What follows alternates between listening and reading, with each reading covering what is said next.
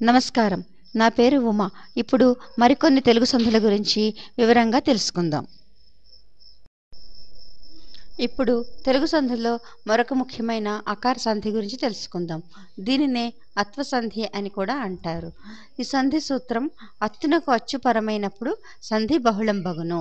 వివరణ: ఆ కారం పూర్వసరంగా ఉన్న పదాలకు ఆ కారంతో పాటు ఇతర అచ్చులు ఏవైనా పరమైనప్పుడు సంధి ఏర్పడుతుంది. అంటే సంధి సూత్రం ప్రకారం పూర్వస్వరం లోపించి పరస్వరం మాత్రమే మిగులుతుంది. ఈ స్వరంలో బహుళం అని ఉండడం వల్ల సంధి సూత్రం వర్తించవచ్చు లేదా మరో విధమైన రూపాలు ఏర్పడవచ్చు. ఉదాహరణ: రామ ప్లస్ అయ్య రామయ్య. ఇక్కడ పూర్వపదంలో అకారము పరపదంలోని అకారంతో కలిసి రామయ్యగా మారింది. ఇంకొక ఉదాహరణ చూద్దాం. చింత ప్లస్ ఆకు చింతాకు. ఇక్కడ పూర్వపదంలో అకారము పరపదంలో ఆ ఆకారంతో కలిసి ఆ ఆకారం ఆదేశమై చింతాకుగా మారింది. ఇంకొక ఉదాహరణ చూద్దాం. రాక ప్లస్ ఉండినన్ రాకుండినన్. ఇక్కడ పూర్వపదంలో అకారము పరపదంలో ఉకారంతో కలిసి ఉకారంగా మారి రాకుండినన్గా పదంగా మారింది. ఇప్పుడు మరొక తెలుగు సంధి గురించి తెలుసుకుందాం. ఉకార సంధి. దీనినే ఉత్వ సంధి అని కూడా అంటారు. సంధి సూత్రము ఉత్తునకు అచ్చు పరమైనప్పుడు సంధి అగును. వివరణ: చివరగా గల పదాల తరువాత అచ్చుతో గల శబ్దాలు వస్తే సంధి ఏర్పడుతుంది. ఒక ఉదాహరణ చూద్దాం. అతడు ప్లస్ అట్లు అతడట్లు. ఇక్కడ పూర్వపదంలో అతడు అనే పదం ఉకారంతో ముగిసింది. అలాగే పరపదంలో అట్లుతో మొదలైంది కాబట్టి అకారంతో మొదలైంది కాబట్టి అది సంధి ఆదేశమై అతడట్లుగా మారింది. ఇంకొక ఉదాహరణ చూద్దాం. ఊరు ప్లస్ ఎల్ల ఊరెల్లా. ఇక్కడ పూర్వపదం ఉకారంతో ముగిసి పరపదము ఏ కారంతో ప్రారంభమైంది. ఈ రెండు కలిసి ఊరెల్లాగా మారింది. దిక్కు ప్లస్ ఇది దిక్కిది.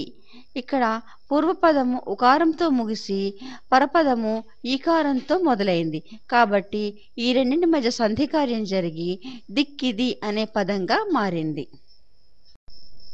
ఇప్పుడు మరొక సంధి గురించి తెలుసుకుందాం. పుంప్వాదేశ సంధి. పుం పులు ఆదేశమగుట.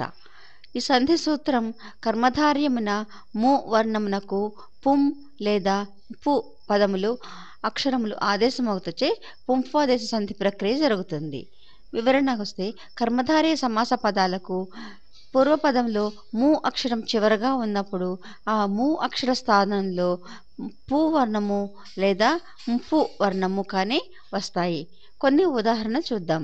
సరసపు మాట సరస ప్లస్ ము ప్లస్ మాట లేదా సరస ప్లస్ పు ప్లస్ మాట లేదా సరస పు ప్లస్ మాట సరసంపు మాట. ఇక్కడ ఈ రెండు పదాల మధ్య లేదా మూడు పదాల మధ్య సంధి కార్యం జరిగి చివరగా సరసపు మాట అనే సంధి పదం ఏర్పడింది. ఇంకొక ఉదాహరణ చూద్దాం. విపరీతపు కోరిక విపరీత ప్లస్ ము ప్లస్ కోరిక లేదా విపరీత ప్లస్ పు ప్లస్ కోరిక విపరీతపు కోరిక. ఇప్పుడు మరొక తెలుగు సంధి ద్విరుక్త టకార సంధి గురించి తెలుసుకుందాం. దీని సూత్రము కురు చిరు కడు నడు నిడు శబ్దముల రా డ లకు అచ్చు పరమైనప్పుడు ద్విరుక్త టకారము ఆదేశమవుతుంది. వివరణ: కురు చిరు అనే రెండు పదాలకు చివర రకారం వస్తుంది. కడు నడు నిడు శబ్దాలకు చివర డూకారం వస్తుంది. ఈ రా డ లకు తరువాత అచ్చుతో ప్రారంభమయ్యే పదాలు ఆదేశమైనప్పుడు అది టకారము ద్విరుక్తముగా అంటే 2 సార్లు వస్తుంది. కొన్ని ఉదాహరణలు చూద్దాం. చిరు ప్లస్ ఎలుక చిట్టెలుక. కురు ప్లస్ ఉసురు కుట్టుసురు. నడు ప్లస్ ఇల్లు నట్టిల్లు. కడు ప్లస్ ఎదురు కట్టెదురు. నిడు ప్లస్ ఊరుపు నిట్టూర్పు. మరికొన్ని సంధుల గురించి మరింత వివరంగా త్వరలో తెలుసుకుందాం. ధన్యవాదాలు.